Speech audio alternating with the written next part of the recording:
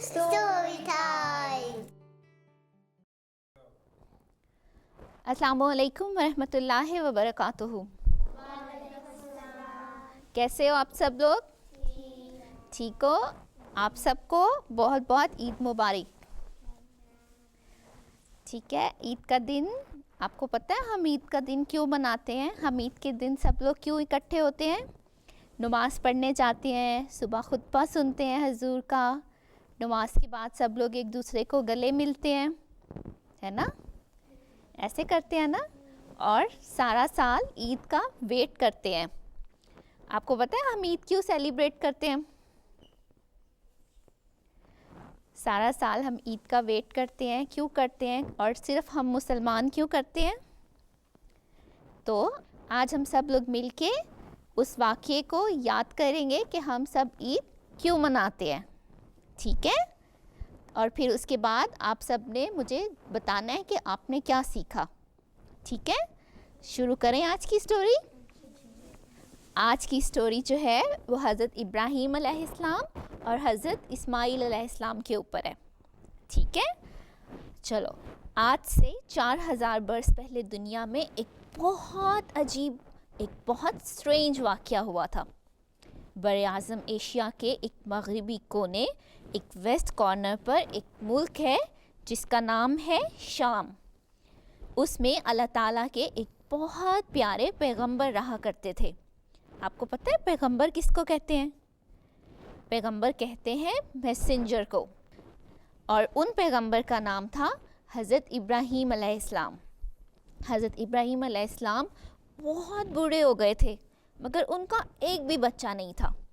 उन्होंने बहुत रो रो कर अल्लाह ताला से दुआ मांगी कि अल्लाह मियाँ उसको कोई औलाद दे। तो पता है क्या हुआ? अल्लाह ताला ने उनकी दुआ सुन ली और उनके घर में एक बहुत प्यारा बेटा पैदा हुआ और उन्होंने अपने बेटे का नाम रखा इस्माईल। आपको पता है इस्माईल का क्या मतलब होता है? इस्माईल का मतलब होता है अल्लाह ताला ने सुन ली, यानी अल्लाह ताला ने उनकी दुआ सुन ली। उन्होंने दुआ मांगी थी ना अल्लाह मियाँ से कि उनको एक प्यारा सा बेटा दे, तो जब अल्लाह मियाँ ने उनकी दुआ सुन ली तो उन्होंने उनका नाम इस्माईल रखा। मगर फिर ये हुआ कि जब हज़रत इस्माईल अलैहिस्सलाम के पैदा होने के कुछ ही दिनों के बाद अल्लाह मियाँ ने उनके बाबा हज़रत इब्राहीम अलैहिस्सलाम का बहुत सख्त इम्तिहान लिया। उन्होंने क्या किया? अल्लाह ताला ने हज़रत इब्राहीम अलैहिस्सलाम को फरमाया कि इब्राहीम जाओ और अपने बच्चे और उसकी माँ को अरब के एक रेगिस्तान में छोड़ो। आपको पता है रेगिस्तान क्या होता है? रेगिस्तान डेजर्ट को कहते हैं। तो देखो इतनी सारी दुआओं के बाद अल्लाह मियाँ ने उन्हें एक बेटा दिया और फिर अल्लाह मियाँ ने उन्हें कहा कि उसको छोड़ आओ ऐसी जगह पे जहाँ पे खाने के लिए कुछ भी नहीं है। तो क्या हुआ कि हज़रत इब्राहीम अलैहिस्सलाम को पता था कि जब वो अपनी बीवी और बच्चे को वहाँ छोड़ के आएंगे तो खाना ना मिलने की वजह से वो वफ़ात भी पा सकते हैं ना, वो मर भी सकते थे। लेकिन फिर भी आपने अल्लाह मियाँ की बात मानी और उन्होंने क्या किया कि अल्लाह ताला की मोहब्बत में ये भी करने का फ़ैसला कर लिया और उन्होंने क्या किया, कुछ खजूरें और पानी साथ लेकर अल्लाह मियाँ का हुक्म पूरा करने चल पड़े। चलते चलते जब वो तीनों एक वीरान जगह पर पहुंच गए तो हज़रत इब्राहीम अलैहिस्सलाम ने पानी नीचे रखा और खजूरों की वो थैली यानी वो बैग हज़रत हाजरा को पकड़ाया और वापस चल पड़े। तो हज़रत हाजरा चिल्लाई और दर्द भरे अल्फाज में बहुत पेन से कहने लगी, आप कहाँ जा रहे हैं? आप हमें छोड़ के जा रहे हैं और किसके पास छोड़ के जा रहे हैं? थोड़ी देर में कोई भेड़िया आकर अगर हम दोनों को खा गया तो हज़रत इब्राहीम अलैहिस्सलाम ने ना तो पीछे मुड़ के देखा और ना ही कोई जवाब दिया। तो मायूस होकर हज़रत हाजरा बोली, अगर आपको जाना है तो आप बेशक चले जाएं, मगर इतना तो बताते जाएं कि ऐसा करने के लिए आपको अल्लाह ताला ने कहा है। क्या आप मुझसे नाराज़ हैं? तो अब की बार حضرت ابراہیم علیہ السلام نے آنسو بھری نظروں کے ساتھ پیچھے مڑ کے دیکھا اور اشارے سے کہا کہ ہاں مجھے اللہ تعالیٰ نے حکم دیا ہے. تو پتہ ہے حضرت حاجرہ نے کیا کہا؟ حضرت حاجرہ نے کہا کہ ٹھیک ہے پھر آپ بے شک چلے جائیں، کیونکہ اگر آپ کو ایسا اللہ تعالیٰ نے کرنے کے لیے کہا ہے تو پھر اب ہماری حفاظت بھی اللہ تعالیٰ ہی کریں گے. ٹھیک ہے. تو جب حضرت ابراہیم علیہ السلام چلے گئے تو حضرت حاجرہ نے سوچنا شروع کیا کہ اس کھلے آسمان کے نیچے وہ کیسے رہیں گی. یہاں تو کوئی درخت بھی نہیں ہے کہ وہ جس کے سائے میں کچھ دیر بیٹھ سکے، کیونکہ صحرا میں تو سورج بالکل آپ کے سامنے ہوتا ہے نا، کوئی شیلٹر نہیں ہوتا وہاں پہ. تو اپنے چھوٹے سے بیبی کے ساتھ وہ وہاں پہ بیٹھی ہوئی تھیں اور نہ ہی پاس کوئی گھاس تھا جس کے ساتھ وہ کوئی جھونپڑی بنا سکیں، کوئی ہٹ بنا سکیں. تو وہ بیچاری حسرت سے ادھر ادھر دیکھ کے اور خاموش ہو گئیں. انہوں نے کیا کیا، اپنے بیٹے کو پتھروں پر لٹا دیا اور نیچے کوئی کپڑا بھی نہیں تھا. چھوٹے بیبی تو کتنے نازک ہوتے ہیں نا، ہے نا، کچھ ہی دنوں کے. اور سوچنے لگی کہ اب وہ کیا کرے. تو 3-4 دن کے بعد جب پانی ختم ہو گیا اور بیچارہ ننھا منا معصوم سا بچہ پیاس سے رونے لگا، تو اس کی ماما نے دیکھا کہ ان کا دل ٹوٹ گیا کہ ان کا بیٹا رو رہا ہے بھوک سے اور ان کے پاس پانی نہیں ہے اس کو پلانے کے لیے. جب پانی کی تلاش میں وہ سامنے کی پہاڑی پر چڑھ گئیں کہ شاید وہاں سے کوئی پانی انہیں مل جائے، مگر ان کو کچھ بھی نظر نہیں آیا. اور پھر اس پہاڑ سے اتر کر وہ دوسری پہاڑی پہ چڑھ گئیں کہ شاید وہاں انہیں کچھ مل جائے. اتنی دیر میں ان کو خیال آیا کہ ان کے بیٹے کو کچھ ہو نہ گیا ہو. وہ بھاگی بھاگی واپس آئی اور دیکھا کہ وہ ٹھیک ہے. انہوں نے اس کو گلے سے لگا لیا اور انہوں نے سوچا ایک بار پھر پہاڑ پر چڑھ کے دیکھیں، شاید اب کے بار پانی نظر آ جائے. تو نا وہ بھاگی بھاگی پھر اوپر چڑھی اور دیکھا کہ شاید پانی مل جائے، مگر پانی ہوتا تو ملتا نا. تو وہ مایوس ہو کر واپس نیچے اتر آئیں اور اس طرح انہوں نے ان 2 پہاڑیوں کے اوپر، ایک پہاڑی کا نام تھا صفا اور دوسری پہاڑی کا نام تھا مروہ، انہوں نے اس کے 7 چکر لگائے اور ہر بار آتی اپنے بیٹے کو دیکھتی، اس کو پیار کرتی، اس کو گلے سے لگاتی اور پھر سے پانی کی تلاش میں پہاڑی پر چڑھ جاتی. تو کیا ہوا، جب وہ 7th ٹائم 7ویں بار اپنے بیٹے کو دیکھنے آئیں تو پتہ ہے کیا ہوا، جس جگہ پہ ان کا بیٹا رو رہا تھا اور زور زور سے پاؤں زمین پہ مار رہا تھا، وہاں سے پانی نکل آیا.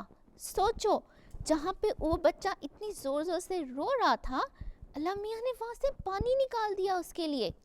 اور وہ اتنی خوش ہوئی، اتنی زیادہ خوش ہوئی، انہوں نے اپنے بیٹے کو پانی پلایا اور جب اس نے اپنی آنکھیں کھول دیں تو وہ فوراً سجدے میں گر گئیں اور انہوں نے اللہ تعالیٰ کا ڈھیر سارا شکریہ ادا کیا اور اللہ تعالیٰ کو تھینکس کیا. اب جب پانی بہنے لگ گیا اور ضائع ہونے لگا تو انہوں نے کیا کیا، اس کے ارد گرد بہت سارے پتھر جوڑ دیے.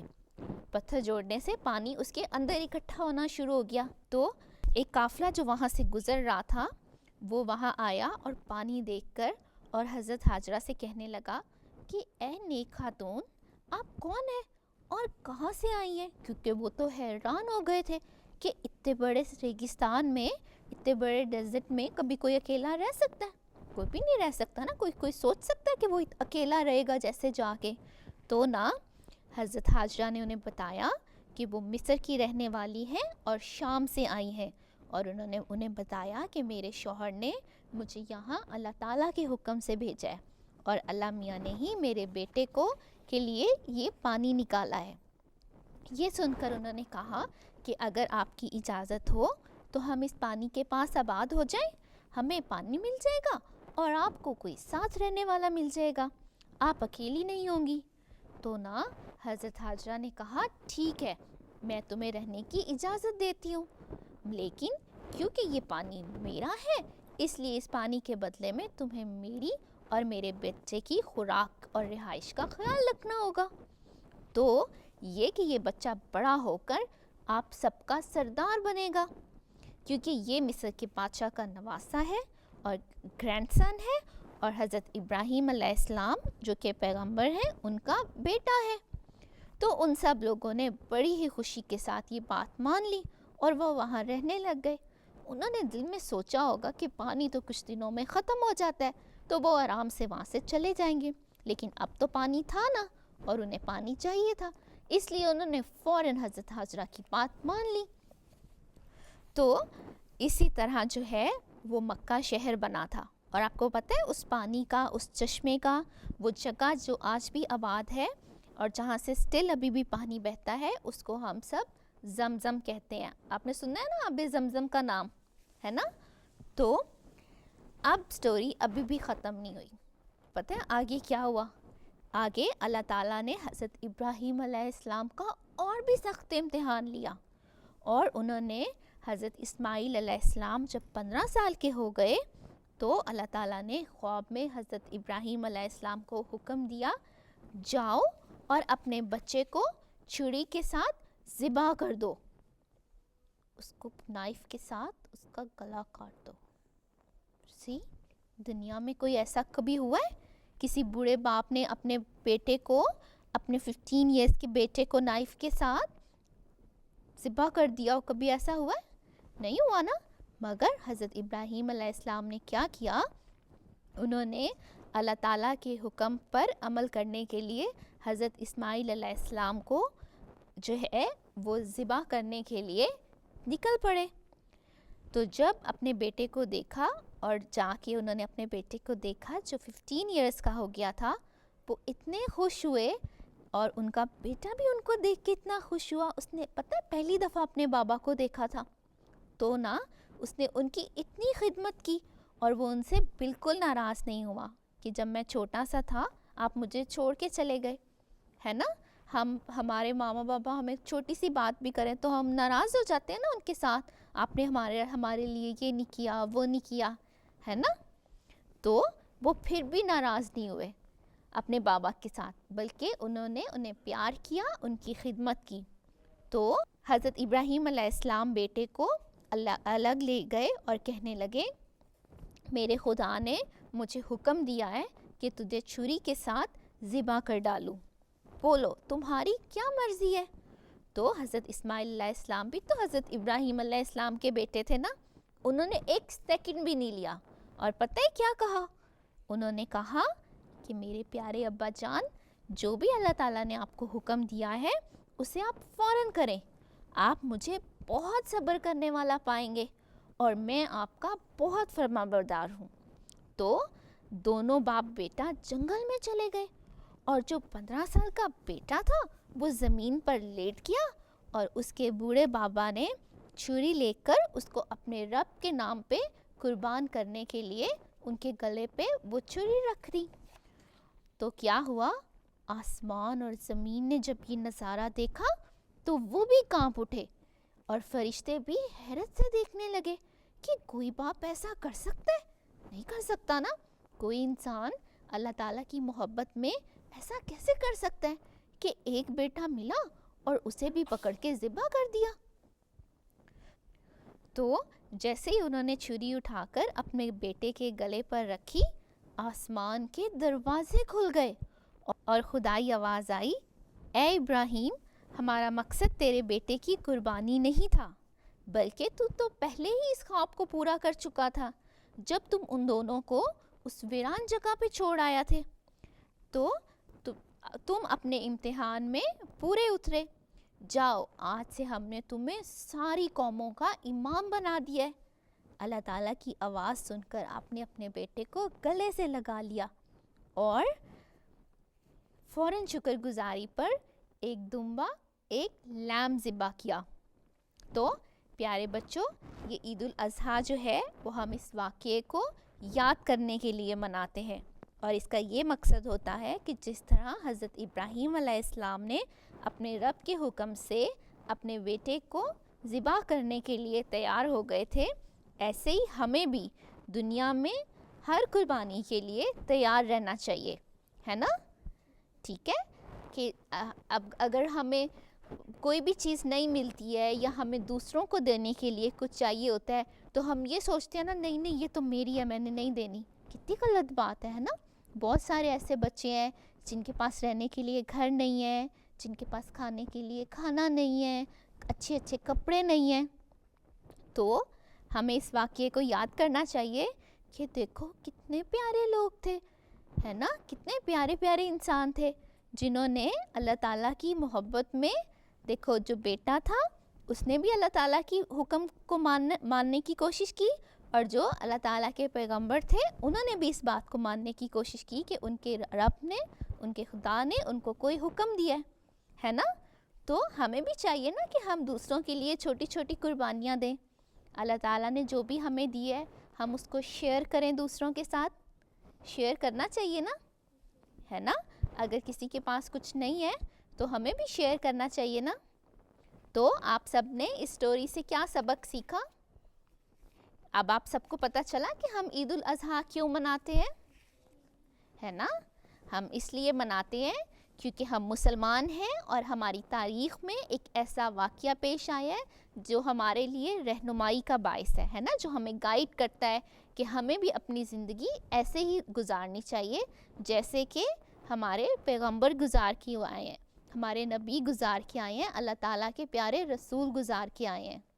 ٹھیک ہے، تو کیا سبق سیکھا آپ نے؟ جی نوال آپ بتاؤ کیا سبق سیکھا آپ نے؟ آپ کو اچھا لگا سن کے؟ ہاں جی. انٹرسٹنگ ہے نا؟ جی. دیکھو کتنی اچھی بات سیکھنے کو ملی. تو آپ نے کیا سیکھا؟ کہ حضرت ابراہیم اللہ تعالیٰ کو بہت پیار کرتے تھے، ہے نا. تو اللہ میاں جو ہمیں سب کچھ دیتے ہیں ہمیں بھی ان سے پیار کرنا چاہیے نا. جی. ہے نا. اللہ میاں اگر ہم سے کوئی قربانی مانگتا ہے تو ہمیں بھی دینے کے لیے تیار رہنا چاہیے نا ہر وقت، ہے نا. آج کی سٹوری سے آپ سب کو یہ تو معلوم ہو گیا نا کہ ہم عید الاضحیٰ کیوں مناتے ہیں، ہے نا، کیوں اچھے اچھے کپڑے پہنتے ہیں. تو اس میں آپ نے یہ بھی یاد رکھنا ہے کہ یہ خوشی صرف ہمارے لیے نہیں ہوتی کہ ہم یہ سب چیزیں پہنیں اور اس کو منائیں اور بھول جائیں، ہے نا. ہمیں اپنی خوشیوں میں، آپ نے کبھی یہ یاد رکھا ہے کہ کوئی غریب آدمی ہے تو ہم کچھ کپڑے انہیں بھی بھیج دیں، ہے نا. کچھ غریب لوگوں کو ہم کھانا کھلا دیں. جب ہم قربانی کرتے ہیں تو اس میں سے کچھ میٹ ہم ان غریب لوگوں کو بھی بھیجتے ہیں نا جن کے پاس سارا سال کھانے کے لیے نہیں ہوتا، ہے نا. کچھ ہم اپنے رشتہ داروں کے ساتھ شیئر کرتے ہیں. اس طرح کر کے ہم سب مل کے اکٹھے ہوتے ہیں اور اس قربانی کو یاد کرتے ہیں، ہے نا. تو آج ہمیں پتہ ہے ایک میل آئی ہے اور بہت پیاری میل آئی ہے. ہمیں انڈیا سے کیرالا سے ایک میل آئی ہے نیلوفر کی، اور نیلوفر نے بتایا ہے کہ وہ ہمارا پروگرام دیکھتی ہے اور اس کو یہ پروگرام بہت اچھا لگتا ہے اور اس کو سارے کڈس بھی بہت اچھے لگتے ہیں. اور اس کو یہ پروگرام جو ہے اس میں اس نے ایک سٹوری سنی تھی جس میں اللہ تعالیٰ کو، یاد ہے ہم نے ایک سٹوری میں اللہ تعالیٰ کو تھینکس کرنے والی سٹوری یاد ہے، اس کو وہ سٹوری بہت پسند آئی تھی. اور بینگ احمدی تو ہمیں اور بھی زیادہ اللہ میاں کو تھینکس کرنا چاہیے نا. چلو ہم اس کے بارے میں بھی سوچیں گے. تھینکس نیلوفر، آپ نے ہمیں میل کی. ٹھیک ہے، آج کے پروگرام میں ہم نے صرف نیلوفر کی میل ایڈ کی ہے. اس کے ساتھ ہی وہ سارے بچے جو ہمیں MTA پر دیکھ سکتے ہیں وہ بھی ہمیں میل کر سکتے ہیں، وہ بھی ہمیں اپنی رائے بھیج سکتے ہیں. میں نے پہلے بھی پروگرام میں کہا تھا اگر آپ پینٹ کر سکتے ہو، اگر آپ کوئی سٹوری لکھ سکتے ہو یا کوئی سٹوری آپ سننا چاہتے ہو تو وہ آپ ہمیں میل کر سکتے ہو، آپ ہمیں پوسٹ کر سکتے ہو.